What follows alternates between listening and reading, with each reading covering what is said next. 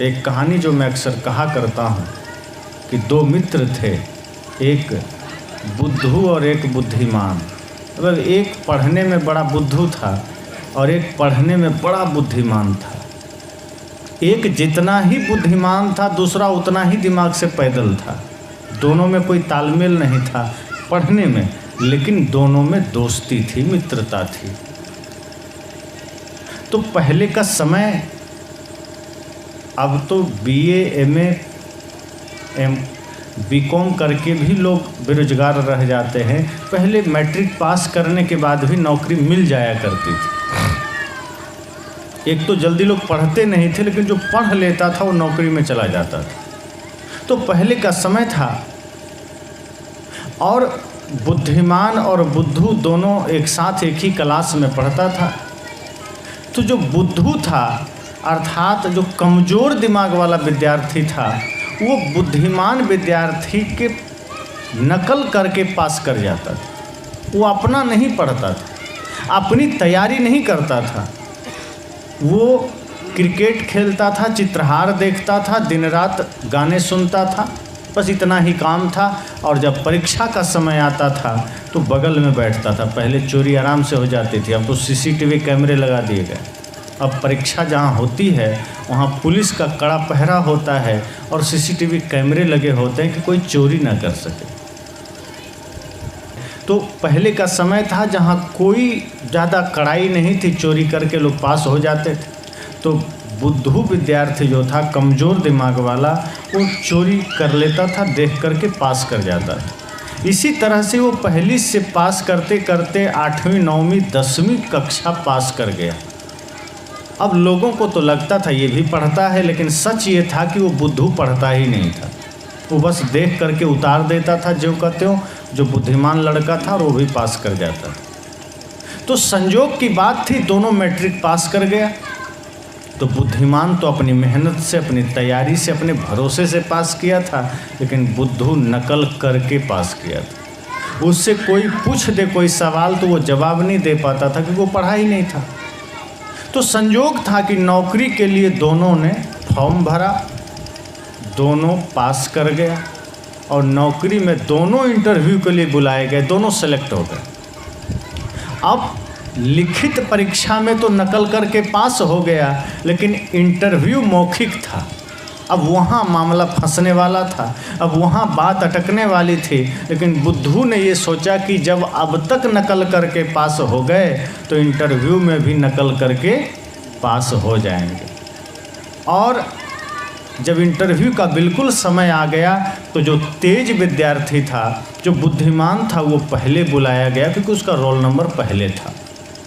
वो गया तो जो इंटरव्यू लेने वाले शिक्षक थे, इंटरव्यू लेने वाले अधिकारी थे, उन्होंने कहा, बेटा मैं तुमसे 5 सवाल करूंगा, अगर पांचों का उत्तर तुमने सही सही दे दिया तो तुम्हारी नौकरी बिल्कुल पक्की हो जाएगी। वो तो तेज था, पढ़ा था, सारी जानकारी थी। उसने कहा, जी सर आप बिल्कुल पूछ सकते हैं, आपके प्रश्नों के उत्तर देने के लिए हम प्रस्तुत हैं। इंटरव्यू करने वाले अधिकारी ने पहला सवाल पूछा, ये बताओ भारत के प्रधानमंत्री का क्या नाम है। उस समय भारत के प्रधानमंत्री का नाम, उस समय के प्रधानमंत्री अटल बिहारी वाजपेयी थे। उसने कहा, सर अटल बिहारी वाजपेयी। इंटरव्यू के अधिकारी खुश हुए, कहा बहुत बहुत धन्यवाद, तुमने बिल्कुल सही जवाब दिया। दूसरा सवाल, वे अभी कहाँ से आए हैं। उस वक्त वाजपेयी जी अमेरिका से आए थे। उस बुद्धिमान विद्यार्थी ने कहा, सर अमेरिका से। शिक्षक अधिकारी बड़े खुश हुए, कहा बिल्कुल सही जवाब, सच में वो अभी अमेरिका से आए। तीसरा सवाल किया इंटरव्यू के अधिकारी ने, कहा बेटा ये बताओ पृथ्वी कैसी है। विज्ञान में सवाल आता है ना, पृथ्वी कैसी है। तो बुद्धिमान विद्यार्थी ने बड़ा ही सटीक उत्तर दिया, कहा सर कुछ लोग कहते हैं गोल है, कुछ लोग कहते हैं चपटी है, वैज्ञानिक अभी खोज कर रहे हैं। इंटरव्यू के शिक्षक अधिकारी बड़े खुश हुए, उन्होंने कहा बिल्कुल तुमने तीनों प्रश्न का उत्तर सही दिया है, अब बस 2 बचा है। अगर दोनों का सही दे दिया तो तुम बिल्कुल नौकरी में लग जाओगे। कहा सर पूछिए। चौथा प्रश्न उन्होंने किया, कहा ये बताओ भारत को आज़ादी कब मिली? बुद्धिमान विद्यार्थी ने कहा सर वैसे तो प्रक्रिया 1857 में ही शुरू हो गई थी, लेकिन सफलता 1947 में मिली, 15 अगस्त 1947। सिख अधिकारी बड़े खुश हुए। कहा वाह बेटा क्या बात, बहुत सुंदर। कहा बस अंतिम प्रश्न का उत्तर दे दो कि भारत की आज़ादी में अर्थात इस आज़ादी के लड़ाई में कौन कौन से लोग शामिल थे? बुद्धिमान विद्यार्थी था, तेज दिमाग था, उसने कहा सर किसी एक का नाम लेना उचित नहीं होगा, इसमें कई लोग शामिल थे। शिक्षक ने कहा वाह बहुत सुंदर जवाब दिया है, तुम्हारी नौकरी पक्की। उसको शिक्षक ने, अधिकारी ने रिजल्ट सही दे दिया। अब वो हंसता हुआ, मुस्कुराता हुआ, नाचता हुआ कमरे से बाहर आया और जो बुद्धू था दिमाग से पैदल, कमज़ोर दिमाग का, वो बाहर बैठा पसीना पोंछ रहा था। वो सोच रहा था कि अकेले गया है, साथ में जाते तो नकल भी कर देते। अब अकेले गया है, अब मुझे बुलाएगा, पता नहीं क्या होगा। अब वो इसी गणित में लगा था, गुणा भाग में लगा था और बाहर बैठे बैठे पसीना पोंछ रहा था। यद्यपि गर्मी का मौसम नहीं था, ठंडी का था, लेकिन पारा उसका हाई हो रहा था कि हम जवाब क्या देंगे। तभी वो उसका मित्र बाहर आया।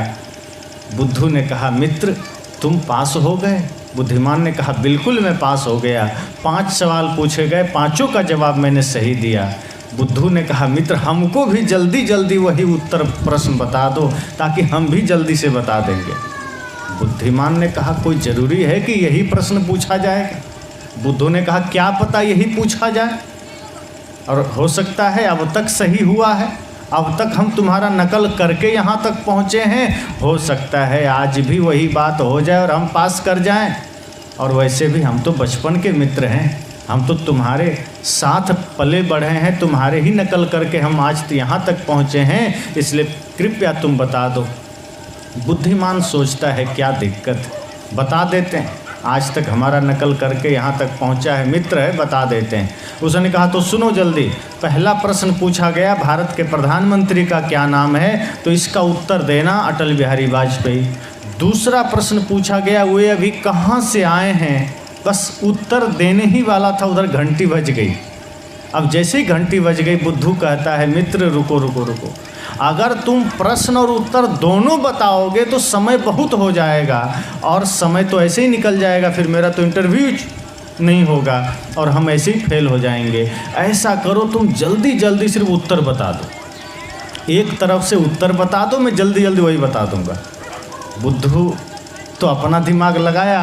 बुद्धिमान ने कहा ठीक ही कहते हो, तो सुनो पहला प्रश्न का उत्तर देना श्री अटल बिहारी वाजपेयी, दूसरे प्रश्न का उत्तर देना अमेरिका से, और तीसरे प्रश्न का उत्तर देना कुछ लोग कहते हैं गोल है, कुछ लोग कहते हैं चपटी है, वैज्ञानिक अभी खोज कर रहे हैं, और चौथे प्रश्न का उत्तर देना प्रक्रिया 1857 में शुरू हुई, सफलता 1947 को मिली, और अंतिम प्रश्न का उत्तर देना किसी एक का नाम लेना उचित नहीं होगा, कई लोग शामिल थे।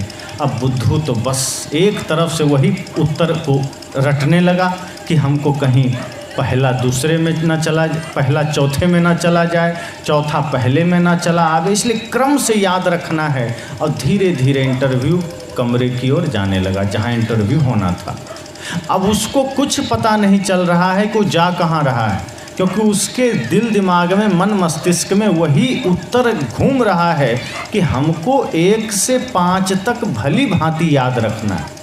प्रश्न को ध्यान नहीं है उसको, लेकिन उत्तर हमको सही से याद रखना है, ताकि जैसे ही अधिकारी पूछेंगे हमको बढ़िया से बता देना है। इतना सोचते सोचते और उत्तर दोहराते तिहराते कमरे में चला गया, उसको पता भी नहीं चला।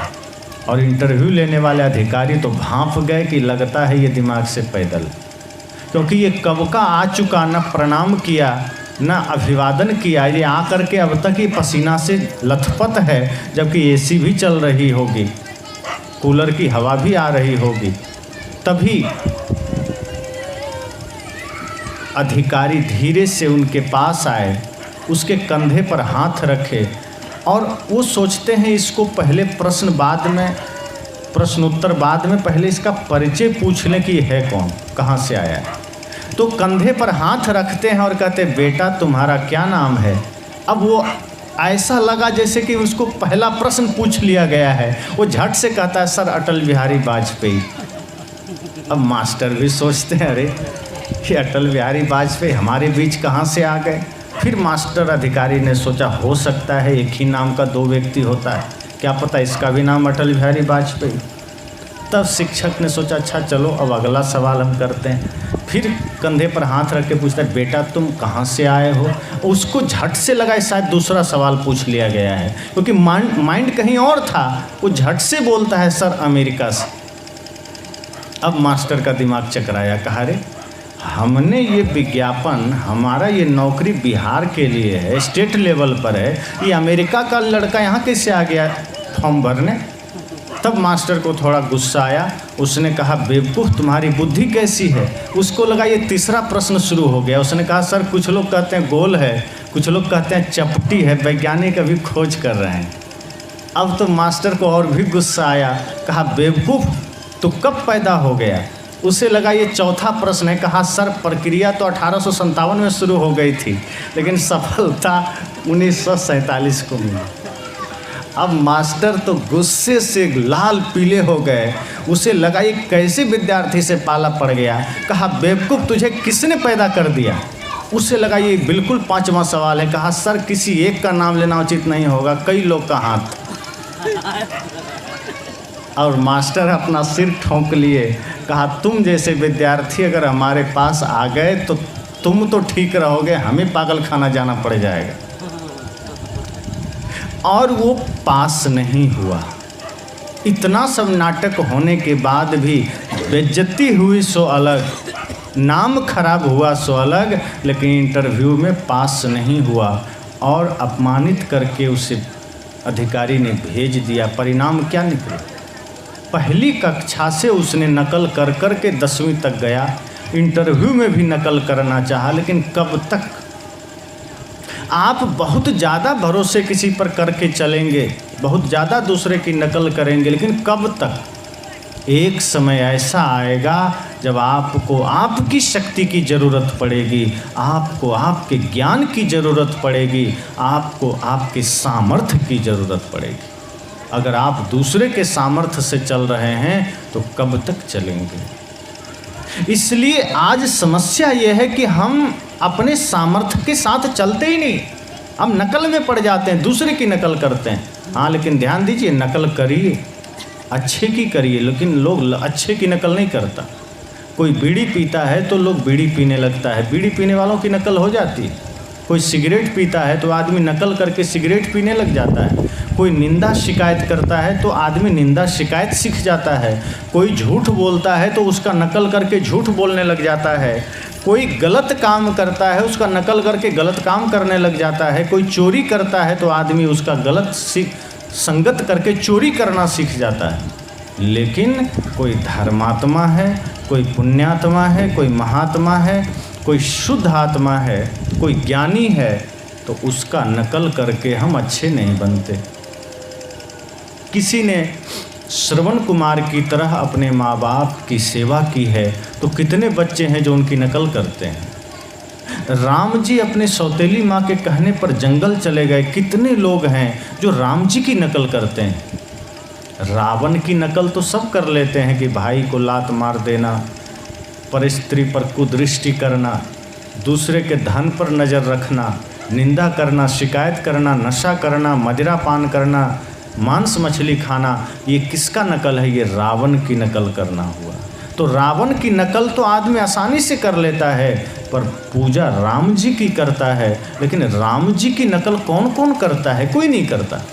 संत कहते हैं अगर नकल ही करना है तो राम जी की करो, नकल ही करना है कृष्ण जी की करो, नकल ही करना है बुद्ध महावीर कबीर की करो, मीराबाई की करो। लेकिन लड़कियां नकल किसकी करती है? हीरो हीरोइन की, अभिनेत्रियों की, जिन्होंने अंग प्रदर्शन करके समाज में विघटन लाया है, पतन की ओर ढकेला है, जिसके वजह से समाज आज पतन की ओर है, उसका नकल करते हैं। नकल ही करना है लक्ष्मीबाई का करो, नकल ही करना है अनुसुईया का करो, माँ सीता का करो, नकल ही करना है उनकी करो जिन्होंने अपने जीवन को समाज सेवा में लगा दिया है। नकल ही करना है उनकी करो जिन्होंने अपने जीवन को माता पिता गुरु की सेवा में लगा दिया है। नकल ही करना है उनकी करो जिन्होंने अपने जवानी को राष्ट्र सेवा में लगा दिया है। इसलिए मैंने कहा कि अगर अपने भरोसे आप चलते हैं तो कभी ठोकर नहीं खा सकते, और जो व्यक्ति अपने भरोसे चलता है वही माता पिता गुरु का सम्मान करता है, वही समाज की सेवा करता है। जो दूसरे भरोसे चलेगा वो तो खुद दूसरे के भरोसे चल रहा है, वो कहाँ से कुछ कर पाएगा।